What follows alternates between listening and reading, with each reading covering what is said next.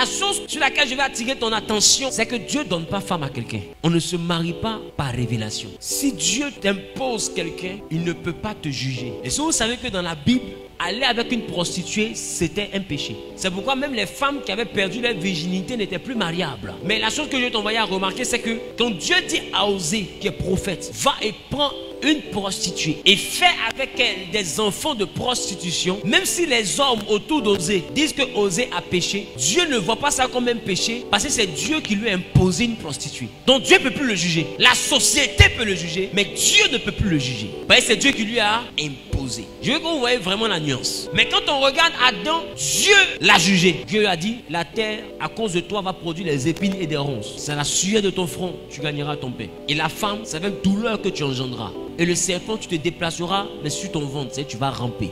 Il y a eu un jugement. Mais pour que ce jugement-là puisse avoir lieu, il fallait que la validation du mariage d'Adam ne vienne pas de Dieu, mais vienne d'Adam lui-même. C'est la raison pour laquelle, toi qui dis que Dieu t'a parlé, mais est-ce que tu remarques que quand tu arrives devant l'autel de Dieu, on te demande, veux-tu prendre pour époux X? Et X, on lui demande, veux-tu prendre pour épouse Y? Et qui répond? Est-ce que c'est un songe qui répond? Est-ce que c'est une vision qui répond? C'est toi-même. Ça veut dire qu'en réalité, Dieu il ne t'a rien imposé. Donc, dès cet instant-là, il peut te juger. C'est toi-même qui as pris le devant des choses et qui a validé ton propre mariage par ta propre parole. Et il dit que votre oui soit oui et que votre non soit non. Donc, ça veut dire qu'une fois que toi, tu as dit oui, je le veux, ce n'est plus une affaire de j'ai eu un songe, Dieu m'avait révélé. Et il y en a qui disent non, c'est parce que j'ai vu un songe, c'est pour ça que j'étais marié. Non, sinon, moi là, en réalité, tu n'étais pas mon genre. Ah, arrête-moi ça. Tu as vu un songe, mais c'est étant éveillé que tu as dit oui. Tu t'es pas marié en songe, chose à être marié de nuit. Tu as fini de te marier et tu as dit oui. Ça veut dire que ce n'est pas Dieu qui t'a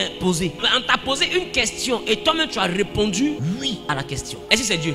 Dieu ne nous impose pas le mariage. Ce que Dieu peut faire, il peut te révéler le caractère caché de la personne qui est en face de toi. Il peut te révéler la véritable nature de la personne. Il peut te révéler le comportement de la personne. Il peut te montrer est-ce que vous êtes compatibles. Dieu peut faire papatoya dans ça. Il peut venir te dire ce que l'homme là n'a pas pu te dire ou ce que la femme là n'a pas pu te dire. Il peut te révéler les choses cachées. Et quand il te les révèle, c'est à toi-même de dire ce que j'ai vu et ce que je constate là. Soit je m'engage, soit je me désengage. Donc quand on dit prie par rapport à ton mariage, on ne te dit pas de prier pour que Dieu te donne un mari. Quand il y a quelqu'un qui veut te marier, on dit prie pour que Dieu te révèle qui il est, pour savoir s'il est mariable ou pas. Parce que le oui là, c'est pas Dieu qui va le dire, c'est toi qui vas le dire.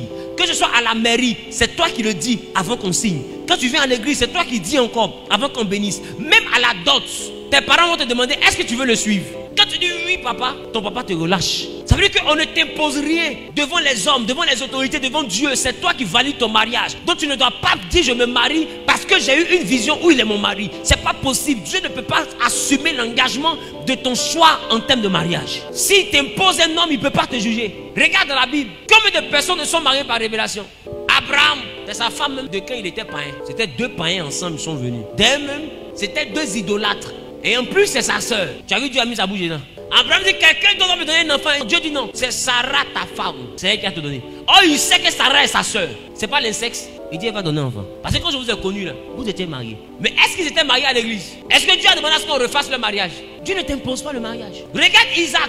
Quand Isaac est en âge de se marier, Abraham va dire va dans le pays d'où je viens. Choisis une femme pour mon fils. Mais la femme là, quand on a choisi et qu'elle est arrivée, qui a validé? C'est Isaac. Quand Isaac l'a vu, Isaac l'aimait. Il a aimé la femme, il a pris sa main et il a mis dans la tente de lui sa mère. Parce qu'elle était belle de figure. Il a aimé la beauté, il a marié sa chose. Est-ce que tu as vu Dieu donner femme à Isaac? Maintenant laissons Isaac, Jacob. Quand il est arrivé, il a vu femme qui a forme de guitare. La Bible dit que Rachel était belle de taille et de visage. Quand on dit belle de taille, c'est pas dit qu'elle était grande de taille.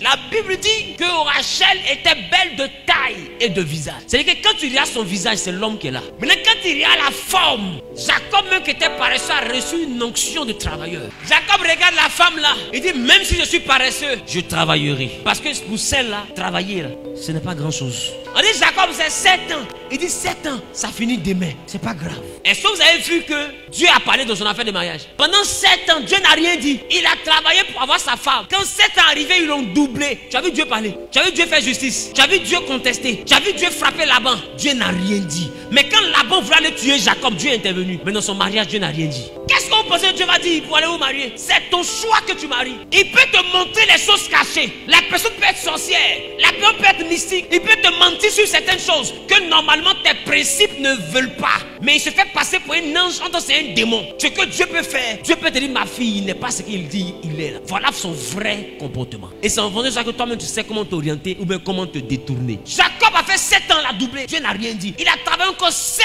ans encore, 14 ans, avant qu'on lui donne la femme que son cœur voulait. Maintenant, dites-moi, c'est quel Dieu nous prions? Nous prions le Dieu d'Abraham. Dieu ne lui a pas imposé femme. Nous prions le Dieu d'Isaac. Dieu ne lui a pas imposé femme. Nous prions le Dieu de Jacob. Dieu ne lui a pas imposé femme. Pourquoi c'est à toi qu'il impose femme?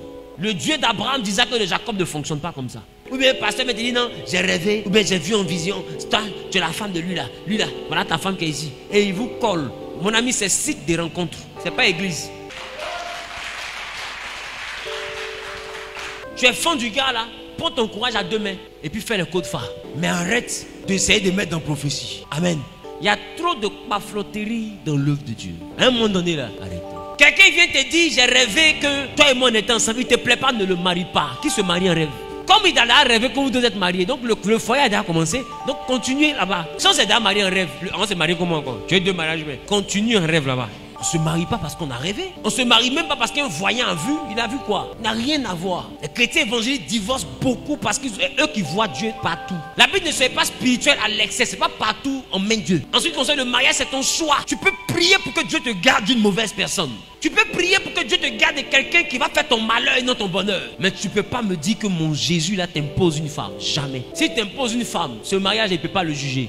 Toi aussi. Tu aimes skinny. Et puis, dans le choix de ta conjointe, tu t'en cherché à Poutou. Maintenant, tu as fini de marier à Poutou, tu la trompes, skinny. Bon. Comment Dieu fait pour te donner quelque chose que ton cœur ne désire pas? Pendant que lui-même il dit, fais de l'Éternel tes délices et il te donnera ce que ton cœur désire. Si c'est à Poutou ton cœur désire, c'est à Poutou tu as marié.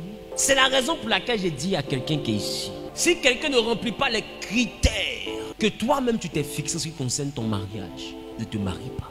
Si tu décides de faire des concessions parce que tu sens que ça peut aller, qui me comprend peu? Deux fois, on a voulu payer une voiture qui est 0 faute. Mais il peut arriver que la voiture arrive et puis il y a problème de pneus arrière. Toi-même, tu dis, bon, c'est les choses, je peux changer en route. Donc, je paye la voiture à l'État. Mais ça n'est pas dit que le monsieur t'a arnaqué. Il t'a dit qu'il y a problème de pneus. C'est toi qui as dit que je prends ça à l'État. C'est-à-dire que tout ce qu'il y a sur la voiture, là, moi, je m'engage soit à supporter, soit à réparer. Mais tu ne peux pas dire que c'est une révélation qui t'impose quelqu'un. C'est du chantage. C'est une manière de dire que si on ne te marie pas, on a désobéi à Dieu. C'est du chantage. Alléluia.